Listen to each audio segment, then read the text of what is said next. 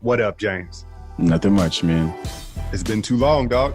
Yeah, right. I'm telling you, man, these finals are killing me. It's been like a roller coaster. I know it's been rough for you, but got to keep that positive outlook or whatever. Right. You know me well enough. Like, if you like people, subscribers and people know, like, if you're to talk to me during the game, and sometimes I have little Twitter breakdowns where I'm just like, we're done. You can feel it. It's over. But yeah, during the game, I'm Mr. Negative. That's the only way I can deal with it. It's the only way I can watch it is to accept the worst fate. You know what I'm saying? And then it's like, all right, maybe we can battle back. But to expect to win when things are down, it just plays with my emotions too much. But I guess you with more of an objective view on it, like you probably have a clearer mind, a clearer view of it. For me, again, being just too deep into the woods with it.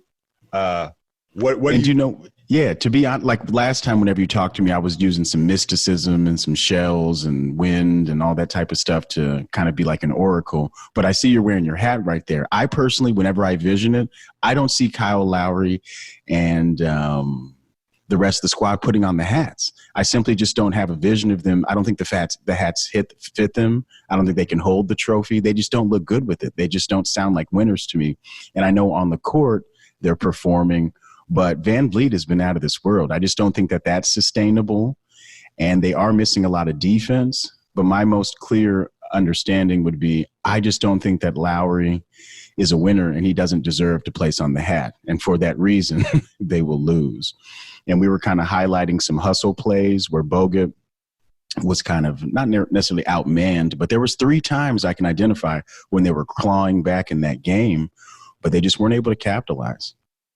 Yeah, it was with Bogut and Boogie, you know, I don't think it's necessarily an effort thing. I think their body, and you saw it with Boogie most of all, you know, after the game too, where it's like his body he couldn't control his body. His mind wanted him to go, and he was just stuck in sand. And he missed Klay the most. It's pretty clear because Klay's gravity, he loves that backdoor cut. They have a nice synchronicity. But because obviously it was the worst spacing we've ever seen this Warriors, you know, dynasty have in a game given with that many people out. So even when Boogie, because initially in that game too, he was looking to be like an assist man. He boom, pass, you know, shooters. But because there wasn't as many shooters, he was looking to score instead of pass. And it wasn't working out, 1, because he didn't have his legs. And then 2, because they didn't have to respect the corner shooters. So he's not only is he getting double and triple team, and then he doesn't have his legs. So it was an ugly game 3 for DeMarcus. As a question, I know it's a bit off topic, but did you hear what the old homie from the Spurs was saying about how he was a sacrificial lamb and it was as a function of him being traded? Now they're on and this, that, and the other. I think it was DeRozan, correct? He had made some comments about how, you know, and it's reflectionist, but I'd be salty too. Stop being a bitch and come on. Right? You feel me? About to go up into this house right here. Yo, like, and then I see like he's like one of those females like on Instagram, like a picture by himself at a pool. Just me. Just me. Right. Like, oh, come on, man. And on a side note, I know you really dislike those. We used to work with a lady who was the queen of those little memes and personal statements of affirmation and selfies. You should always crack on her. It's real bad, right? Like if you, that's my rule. I think I've read this too. I don't even think it's my rule. If someone, there's a certain amount of selfies that once someone is posting that many, male or female, I think with male it's even less, but with females, like if you're posting over 15 selfies a week and you're not earning money, like it's not like your job, you know what I'm saying? That could be a problem. Right. But yeah, DeMar, I mean, it's a tough situation. It's a tough scenario. Clearly it was the right move. To me, I know he's been commended along with Kevin Love for coming out about depression and, you know, and he's just a different type of dude. I personally, and I guess it's inspirational to people. It is, I'm sure it is, but for me, I would have him rather say it after he was done. I think it gives his competition an edge. Like, oh, you down, DeMar? About to bust you up, DeMar. Exactly. Keep your head down, boy. Yeah. No, that's just how I view it. Like, I know, like, if the Spurs and Warriors are in the playoffs next year, Oh, come If on. you don't think Draymond's not like in his ear? Yeah, yeah, That's right. what I'm saying. He's just fooling it, and that's why I guess it is courageous to do. But I mean, I think some of the stuff is just better left unsaid until a later time. That's why you have closed door counseling sessions, correct? Exactly. You tell me. But so did you look at your phone real quick if it's by your side? I sent you a picture of a Kevin Durant. It's the newest Kevin Durant shirt. Okay, let me see. He always has kind of ugly looking shirts from what I've seen in the past, but let me look real quick. Yeah, some of the gear is suspect. And people are making a lot about this. Now, on the back of the shirt, it says it has all of the cities he played in as far as like his home cities for his teams, all the way through high school and up to now. Now, San Francisco is on the back as well. And meanwhile, they don't play in San Francisco till next year. And so a lot of people were like, oh, did Nike just let the cat out of the bag? Is Durant going to return? And that's not how I read it, because if you look at the shirt, Easy Buckets is crossed out. There's a line through Easy Buckets. Okay. Yeah, I do see that. See that. Right. So that to me, I read was like, oh, he's going to New York. No more Easy Buckets. Okay. And for me, to be quite honest, if you take that D and you split it down the middle, it looks like ducats. So maybe this fool's trying to get some cheese, Easy Ducats. I don't even know. But I mean, it looks almost like a D too in some ways. But yeah, you might be right. Like maybe he's saying, forget it. I'm going off vigilante, whatever. I'm out. Drop mic. But yeah, I mean, the shirt is kind of plain. It's decent. He's in blue or whatever. I'm glad that they didn't zoom in on his hair. So he probably asked him not to do that. But the shirt is decent. But so you think the San Francisco thing, everyone was saying he's coming back? I don't like that's what, I saw a blog of it or, a blurb of it. And that was the initial comments. And I looked at it, I was like, I read that again, maybe it's the pessimist in me. Right. Yeah. But I was like, Easy Buckets with a line through it. Stay true. The stay true kind of means like, I don't care what y'all say. I'm going to go do what I want. And there's no more Easy Buckets. I don't care. I'm going to do it my way. But it's just speculation. But on to speculating about him returning in this series. I want to make note of something. People right now, the latest is, okay, first off, they ruled him out for today's game yesterday morning, which was a bad sign because they usually, they wait, all right, well, let's see today. You'd think they'd rule him out today. But if they ruled him out yesterday morning, to me, that signals he's not that far along or not that close. But the other thing is people are making note of this footage of him with an ice pack on his Achilles and not his calf. Yeah, I mean, I don't know. The way that looked, I can't speculate, but it looked a little bit lower whenever he was hobbling around. And that probably sounds stupid, but it seems lower than a calf. Let me say this, though, because I've probably told you I'm always dealing with I'm a 35-year-old hooper, so I'm always injured. I always have something. I've got a strained calf, ironically, right now. And that's that slant board. I think I overdid it. I was like stretching the shit out of my calves.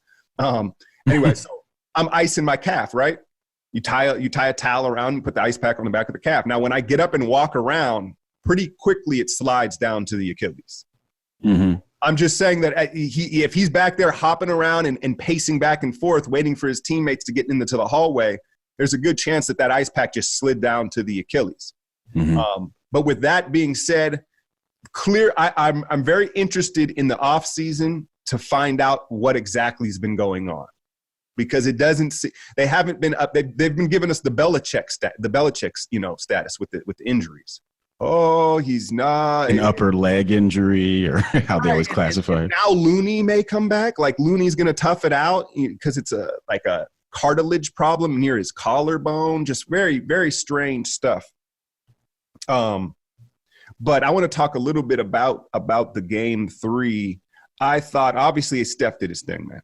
Steph came out and did his thing, and I went on a little rant in my Patreon breakdown about the insecurities of Warrior fans and Steph fans. I'll speak on that in a second. I just thought it was unfortunate. I thought I expected the defense to come out with a much more sense of urgency. You said Bogut and Boogie, you saw them kind of not be able to move like they want to. But like Draymond, McKinney, Cook, I didn't like Cook's shot selection. I don't know why he's driving to the paint when he's 5'10". You saw fucking Danny Green gallop down the court and pin that shit down. But I got to shout out my wife because she said the funniest shit. You know me, I'm always trying to clown on fools. She was like, if Danny Green's legs weren't bow-legged, he'd be like 6'11". Yeah, he does look like a little cowboy type dude with the inverted toes. Them shits, he looks like he's on a horsey. Right. Anyway, he came galloping down and pinned Cook shit. And I thought, here's my overall takeaway is Toronto's never going to shoot like that again. There was a storm of events. But also, I think that the Warriors, outside of Steph, they didn't play like they thought they could win. Mm-hmm. And I thought it showed up on the defensive end. The sense of urgency, the communication, the awareness, it was a combination of things that made their defense look bad, along with missing Looney in that pick and roll coverage. But I thought Steph thought he could do it. I'm going to drop 50 and we're going to win. But I thought there was signs throughout the game from the teammates that were like, we'll just wait for Clay and KD. And that was unfortunate. And yeah, that's what I saw from it. But I guess I'll give if you want the full rant, you go to the Patreon and get the breakdown of it. But basically, I thought Steph was left in the game too long. Because he was in there until what, 1 minute and 53 seconds or something like that. Like after a while, from a coaching standpoint, you know me, I'm an idiot. I'd have been fucking having them do crazy shit. But anyways, he should have been out, 3 minutes, 4 minutes? When did you? At the 5 minute, somewhere between the 5 and 6 minute mark, they threw Kawhi the ball in the post. He turned and won Steph. Easy, just turn over and got it, and it was a timeout. And I think it was like a 16-point lead at that time with 5 minutes left. And I was like, all right, pull him. Live to see another day. Because the whole keeping Clay out thing, that's what I think the problem with keeping Clay out, which was the right move. I think that was the underlining message that it sent to those players. I just said that I don't know if they truly thought they were going to win. And that's kind of what that message of holding Clay out sent to them subconsciously. But I think that also, with the context of the situation, the Warriors are dropping like flies. Steph already gave you 45 minutes, 47 points, pull them out of the game.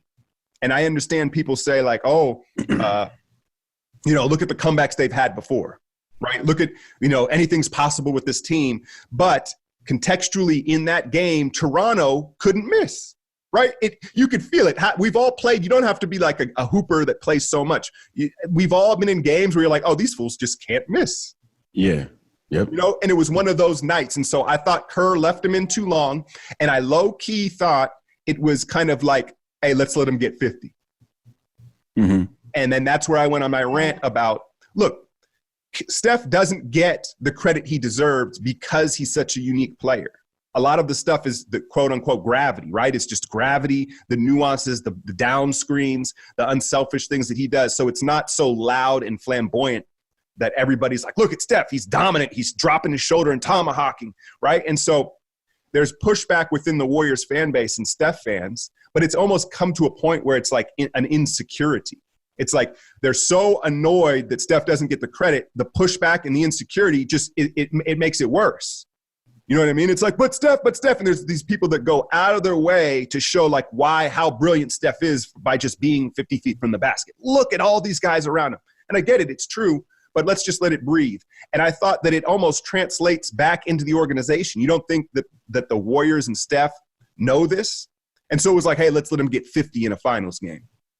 And that was kind of my little rant about that. But someone was making mention of something on the radio the other day that if Steph just had a few more things, such as, maybe one more scoring title or one more finals MVP, we'd be talking about him as top 5 player of all time. Because if you really look at his resume, like if he had they were saying like, okay, look at Harden and look at a couple Westbrook and all their scoring titles and the year type accolades. When you really look at Steph's resume, for those of the people that want to pump him up to that level, he really is approaching, best little man ever. Or is that potentially too much to state? But someone was just saying on par with that when we start talking about that pantheon of best players, Steph definitely is approaching that, or what do you feel? No, I agree. He is. I don't really subscribe to these lists. I think they're subjective between eras. And what really bothers me is like the NBA math that people play. Like because there was all these memes of LeBron saying, oh, Steph, now you know how it feels. Drop 47, 50 in a finals game and still lose, right? And then the math starts to come in. Well, he was down Love and Kyrie in 15, and Steph was down KD and Clay. Oh, sure. That equal this against that opponent. It's just like, dude, there's no way to equal these things. And to me, I guess what it is, I think it's a generational thing. I think I come from the era of rooting for your team regardless. Right. Mm-hmm. And so with Instagram and access to all these players and the way it is now, you're rooting for these players, and people are very in their feelings about Steph getting his recognition and his credit. The way I see it, he's just signed a $200 million Supermax. He's a 2-time MVP. He's the face of Under Armour. He's a surefire Hall of Famer. He's the greatest shooter of all time. Is he going to get a three-peat here? Like, Steph's being rewarded. Yeah, you're right. Yeah, like, he's going home to his wife. Yeah, it's all good. Point out his greatness here. Like let's slow down here with the shit. But anyway, I'm going to get off that because it's a sensitive subject. I'm sure people will be upset just that I said that. Mm-hmm. But look, man, like, let's just let it breathe anyway. And I thought the game. And first off, let me take nothing away. His game was amazing. I loved his aggression. I loved him understanding that even a bad shot from him is a better shot than an open one from McKinney or, and Cook. Like I said, Cook just sprayed the threes, bro. I thought we needed to come out with a D'Antoni, a Houston Rockets-like strategy in that game 3, where it was just like, let's put up 53s and see what happens. And the dudes just were a bit hesitant to pull the trigger, and you played right into their help defense and their rotations and their length. Like, first, when you're undermanned and you're playing a great defense, you see it a lot in middle school when we were coaching these kids, first shot is best shot. You know what I'm saying? And I don't mean like just chuck up a shot. I'm just saying the first open look you get, that's probably going to be your best open look, because as the defense rotates and settles, who's going to get you another open look when you don't have the talent on the floor? So I didn't like that. And Iguodala looks, I don't know if he's going to last, man. I don't know if he's going to last, but yeah, I was noticing that about Quinn. A lot of dribble drive and then turnover, a lot of going to the cup and getting tossed into the third row. Like, it was a tough night for him. Tough night. So they're saying Looney may try to play, which is huge, because I think overall, if you want to talk schematics of that game 3, I think the biggest problem was the pick and roll coverage. They knew Looney's not in there. It's going to be Boogie and it's going to be Bogut. We're going to put him in the pick and roll, and they were dropping, much like you said. So here's the thing. The Bucks used that drop coverage in the conference finals, and the Bucks got toasted. I guess we're limited, but we damn sure can't use that drop coverage when we're not even built for it. Now, I know we're in a precarious situation with the lineups and who's available, but if the Bucks got toasted, we're going to get toasted, because the Bucks have perfected it and they had the personnel to do it all season long. So they're going to have to change. And what I mean by that drop coverage is, when it's Bogut or Boogie and the pick and roll comes off, they're kind of just stuck there. They were just spectators. They weren't coming out and trapping. They weren't picking up. They weren't switching. They were just kind of like there. They were just like hoping for the best. And so I don't know what that shit was. That needs to change whether Looney gets back or not. My question about Looney is, I think he could help in that specific area. But given the injuries up here in the collarbone, the shoulder, chest area, can he put his arms up and finish? Yeah. You know what I'm saying? Like, that may be can he put his arms above his head? Because that's problematic for rebounding. And obviously we need him. Contending shots. Yeah, as a safety valve. I guess a couple other notes. If we're going to see this box and one zone here again, and Nurse didn't show it in game 3, I think the antidote to that is a lot of dribble handoff action. Fake dribble handoff where, the big catches it high. Steph curls around and he either hands it to him or he keeps it and turns, because it puts that's a very tough spot to put that defense in. There's a lot of ways to attack it. That's why we didn't see it again, but I wouldn't be surprised. Nurse is kind of a wild boy, right? He kind of looks like he may have some nasty habits on the side. I'm going to leave that alone. Moving forward, I can't believe I'm going to say this, but I would like to see Steph target Kawhi more. You've had to have noticed the way he's moving. Yeah, I saw him shake him up a little bit a couple times. And so target him. Get Kawhi switched out on Steph on an island. I don't think Kawhi at this point right now. Now, if this was healthy Kawhi, I wouldn't say that. Be clear. I'm just saying right now in this series, let's switch him out and make him guard out top. I think that that's something they need to do, especially given who's on the floor for us offensively. But the bottom line is tonight, I expect the champs to show up. I expect the champs to show up. You know what I'm saying? Like this could possibly be the last game at Oracle if you think about it, because if they don't take care of it on the road. So anyway, I expect the champs to show up. Clay's going to play, and I guess Clay, the spacing is going to help. I think Boogie's going to have a much better game just because Clay's out there. But where we have to watch Clay is in transition, right, with the hammy, and then also when he's down in his stance. If he's boxing out or he's moving laterally, that's where it could bite him. Down in his stance and in transition. Offensively, I think he's going to be able to space and just shoot over the top of the dual chodes in their backcourt. Van Vliet's nice, man, right? He's nice. Yeah, I'm not trying to hate on him, but, you know, and I don't know. He may not get the respect that he deserves. We've been talking about him for a while now, but I just still don't see him putting on the hat. I can't say anything else besides that. I don't see them hoisting the thing. I don't see them being interviewed by the lady or whoever it is, talking with the confetti falling. I don't see it. Yeah. It doesn't look right. Shouldn't happen. I understand what you're saying. I've had those moments various times throughout just being a sports fan where you either see it or you don't, right? You can see it like well ahead of time. You're like, dude, I think they're going to win. I can just see the confetti, right? Mm-hmm. Or you see like certain things like images. Yeah, like whenever we were watching MMA together, remember there was a crazy turn of events where you all of a sudden just saw this dude, he was getting rocked left, right, eating punches, and all of a sudden he kind of smiled, turned back, and just uppercutted the dude in the face hella quick. So it's almost like that switch that you talk about. I think the Warriors are going to come out, get the strap, and flip the switch, and they're going to win pretty big. I don't like making predictions, but I'm usually pretty close. I don't know what it is. I wish I was a gambling man, but it's probably best that I'm not. But I'm going with, they're going to whoop their tails just like they got beat. It's going to be like 113-92. Yeah, I expect them to take care of business tonight. Now, the series, the Durant thing, like, look, if you told me Clay was going to be good to go, like, okay, he's not going to be quite 100%, but he's going to play the rest of the series, 35 minutes, I'd be confident. I'd be confident in the Warriors and what they could do. But and then you see Iguodala dragging his legs around, man. Like, I don't know. And then let me speak on this, though, because I want to ask you now, did you hear about this Lowry incident in the crowd? Of course I did. I saw that. And he looked real soft when he's like, oh, yeah, you had pushed me. He's just very animated, and I don't want to state that. I'll get some pushback. But there's some aspects of him that are not as masculine as some of the other dudes on the court. And granted, so I got to look at this from two perspectives. I heard someone talking about it the other day, and he went way left field.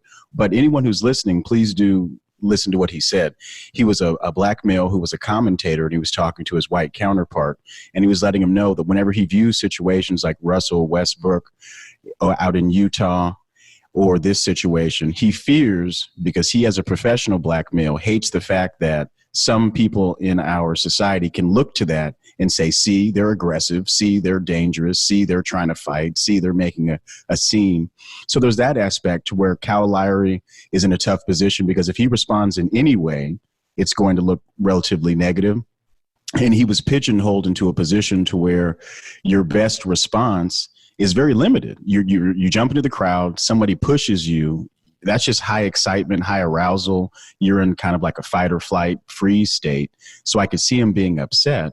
But also, I think it was foul that the entitled dude that was sitting, by the court, who's also a part owner, he doesn't have the right to be putting his hands on nobody. I first thought that it was Kyle went into the stands, hit somebody accidentally, and they knee-jerk reaction pushed him off. But nah, that's not what it was. It was some dude 3 seats down who took personal umbrage to, let me get into it with this dude.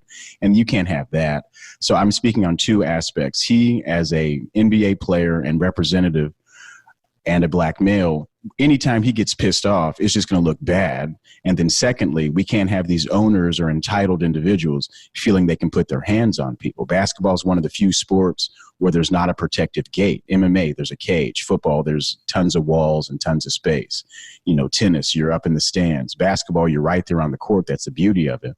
But I personally think that Kyle's response, I probably would respond the same way if somebody pushed me. I'm glad he didn't get volatile or nothing, but it's still not a great look, and it was very soft and whack.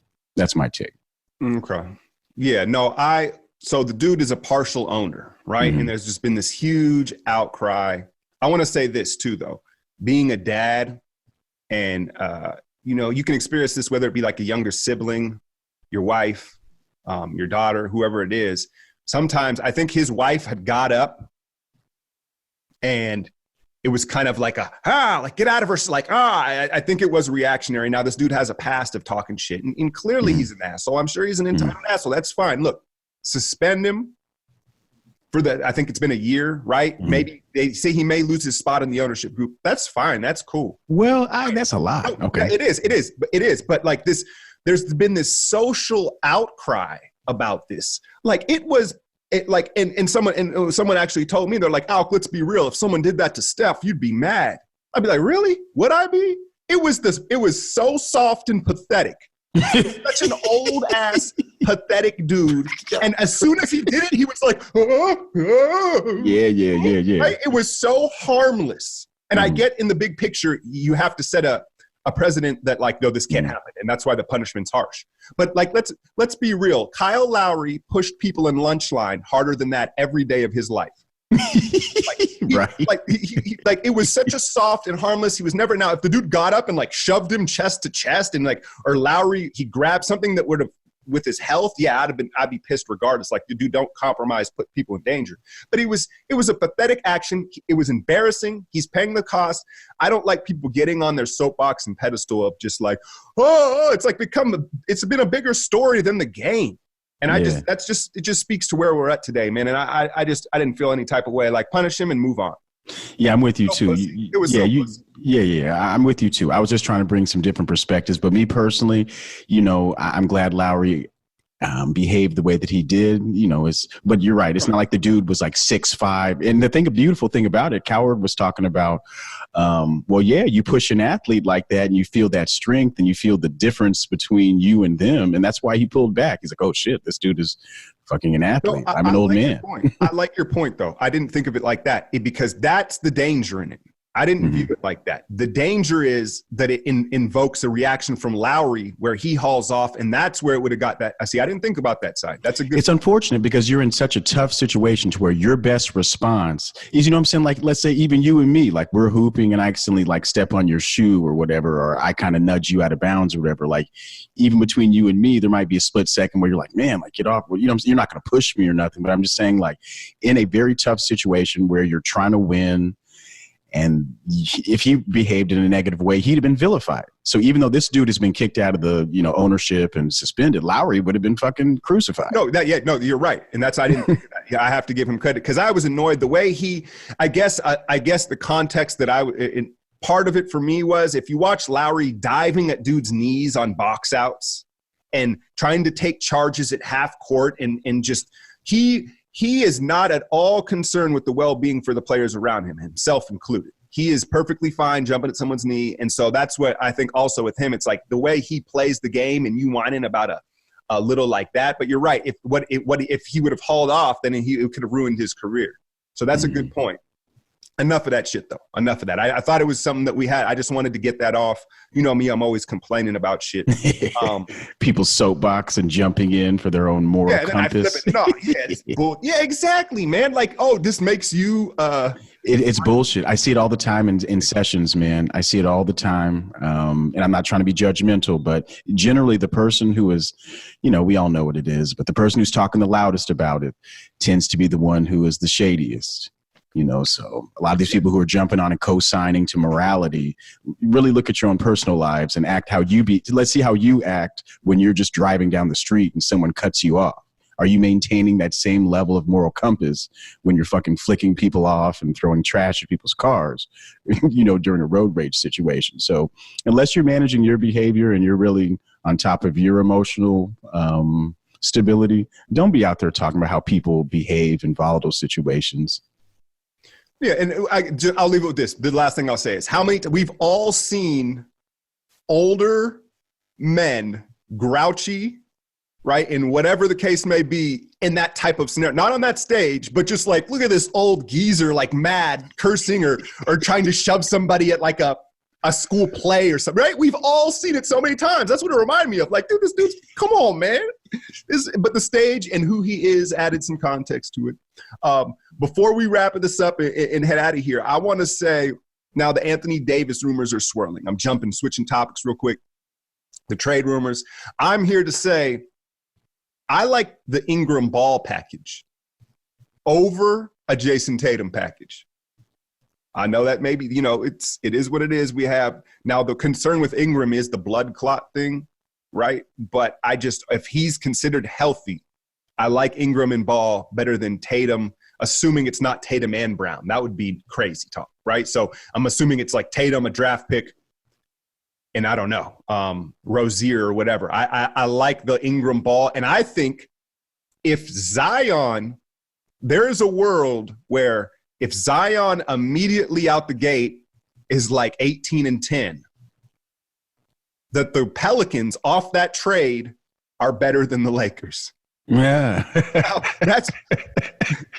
I know that's like, oh, I'm hitting the wrong soundboard. We're wrapping it up. I was about to hit some other shit. I know that sounds crazy, but I'm just saying, Anthony Davis, how many games a year does he play, right? He's in and out of the lineup. Who else comes there? What else do they have around it? Like, is there any confidence for them to build around those two in LA, right? I'm just saying, there's a world. Ingram comes back, and he's evolved even more. Ball's stronger and healthy. Drew Holiday and Zion. Now, I'm not saying they're a contender. I'm just saying there's a world where they're like right there with the Lakers. You know what I'm saying? And it's like, who won the trade? Type of shit. So I think that's the move to make, man. Anything else? Anything else you want to hit upon? Man, nothing else yet. Did you ever get to peep that video I had shown you of that little girl and her brother who were knuckling up in that little hotel room? That dad is crazy, man. That little girl was fast as hell. I don't know if we'll be able to put up the footage, but Joe, Claudia's son, always sends me these funny little things. And that girl was giving her older brother the business. Her kicks were lightning fast. They were doing some, I don't know if it was kickboxing or whatever it is, but parents, why are you letting your older son and your daughter fight? I know there's fighting families to where, that's what you do. If your father's a boxer, y'all knuckle up. But, it was all good, clean fun. But I just always think it's crazy, like that old Khabib video where he's wrestling the bear and shit. So it's just another example of a parent. It was a father. Mom clearly wasn't around, I got to look at it. The worst I've seen is the footage of that little girl with the dead squirrel. What? Hell no. There's an infamous Where the fuck did you see that? She's like a 4-year-old, and they're like, what do you have? And she has it over her shoulder. Oh no. Whoa. And they're like, what's going on? And she's like, it's dead. And the parents are just letting her walk around the front yard with the dead squirrel. Like, that's right there, man. Like, you remember that shit on Dumb and Dumber, the Petey bird, when they gave him the dead bird? Like that, dude. It was like that, except it wasn't duct taped up. But I mean, the germs, like, what parent is like, hey, that's okay? Because any parent I know would lose their shit if their kid walked in with the dead squirrel in their hands. And you kidding me? Yeah. The tape's so special. Yeah, man, send that to me. That's okay. Wild. And how did they get this on? How did they capture this? It's viral. It's probably like 20 million views. They're like, what is it? She's like, it's my dead pet squirrel. Like, he's like swinging it around like a Barbie and shit, dude. It's crazy, bro. It's crazy, man. Yo, let's wrap this up. The last thing I'm gonna leave y'all with was Steph did an interview and was like, in hindsight, in that 2017 finals, I could have easily went right around Kevin Love. I should have got the 3. I shouldn't have settled. And then Kevin Love was like, oh, word, easily? This is all through social media. Love like questioning him. I'm here to say, yeah, Kevin, easily. With one leg, he was going around you if that's what he wanted. And if you go and look at the footage, have you ever heard the term, if we're even, I'm leaving? That's a basketball term. If we're even, I'm leaving. I'm by you. And he was even with him like 2 or 3 times. You can see he was just working to get space for the 3 because that's what he does. He's hunting 3s. And so Kevin Love, man, back to life, back to reality, bro. Come on, man. Anyway, I'm going to end with that, man. I appreciate y'all. We'll probably get into more of these. I like having the video back, man. Yeah, man, definitely. Me too. It's pretty decent. Hell yeah.